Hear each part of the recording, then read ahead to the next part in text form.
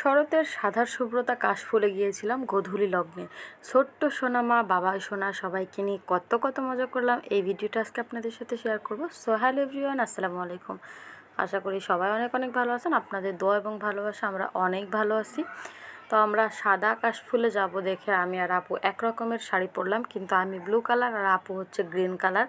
তো বাবা সোনা আর মেয়েটাকে নিয়ে আমরা বেরোয় গেলাম। এই দুজনকে নিয়ে এখন আমাদের দু বোনের পৃথিবী চলছে, আলহামদুলিল্লাহ। তো তাদেরকে ঘিরেই আমাদের সব কিছু। তাই একদম শুরুতে বাসা থেকে রিক্সা নিয়ে নিয়েছি মেট্রো স্টেশনে যাওয়ার জন্য। মেট্রো স্টেশন থেকে সোজা কোথায় যায় সেটা আজকে আপনাদের সাথে শেয়ার করব, এবং কত কত কাশ ফুল আছে এই কাশবনে সেটাও আপনাদের সাথে শেয়ার করব। তো আমার সোনা মেয়েটা কী যে দেখতেছিল, আমি সেটাই ভিডিও করতেছিলাম যে আমার সোনা মেয়ের দেখেই শেষ হচ্ছে না। তো আলহামদুলিল্লাহ সে কিন্তু আমাদের সাথে জার্নি করতে অনেক বেশি পছন্দ করে। যাই হোক, তারপরে মেট্রো রেলে লম্বা লাইনে দাঁড়িয়ে কিন্তু টিকিট সংগ্রহ করি। টিকিট সংগ্রহ করার পরে আমরা উপরে চলে যাই, ট্রেনের জন্য অপেক্ষা করি। আর এই অপেক্ষার মধ্যে থেকে মা, ছেলে আর মেয়ের সুন্দর একটা ভিডিও করে দিলাম। তারা খুব সুন্দরভাবে হাঁটতেছিল এবং খুবই আমার কাছে কিন্তু খুব ভালো লাগছে এই ছোট্ট ভিডিওটুকু।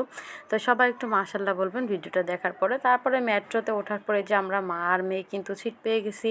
আমরা মা মেয়ে বসে আছি আর হচ্ছে খুবই সুন্দর একটা ভিডিও করে নিলাম। বাইরে থেকে ভিতর পুরোটা ভীষণ সুন্দর লাগতেছিল আমাদের দুই মা মেয়েকে। আর এদিকে তারা মা আর ছেলে হচ্ছে দাঁড়ায় ছিল। এটা আমরা অনেক বেশি এনজয় করছি যে আমরা ট্রেনে উঠেই সিট পেয়ে গেছি আর তোমরা দাঁড়ায় আসো। সারা সোনাও কিন্তু মেট্রো জার্নি করতে ভীষণ বেশি পছন্দ করে। সারার ভাইয়াকে যখন স্কুল থেকে আনা হয় মেট্রোতে উঠলে সে কিন্তু খুব খুশি হয়। তারপরেই তো আমি উঠে গিয়ে দুই ভাই বোনকে একটু বসতে দিলাম। দেখুন ভাই বোনের কত সুন্দর ভালোবাসা।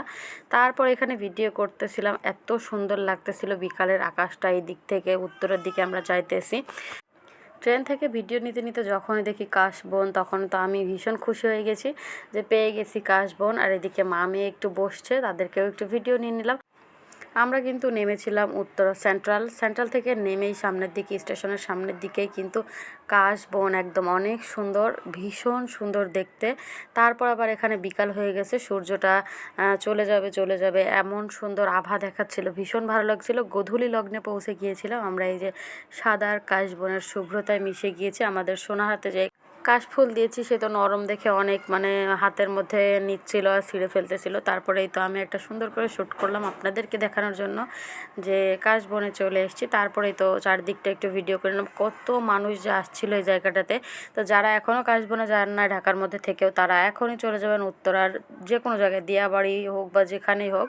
এই যে উত্তরা সেন্ট্রাল থেকে নামলেও কিন্তু স্টেশনের পাশেই এই সুন্দর কাশবনটা। এখানে অনেক বেশি সুন্দর কাশবন আছে এবং মানুষ অনেক সুন্দর ভিডিও করতেছিল, ছবিও তুলতেছিল। তো আমরাও তুলেছিলাম। তো ভিডিওটা সম্পূর্ণ কেমন লাগলো অবশ্যই কমেন্টে জানাবেন।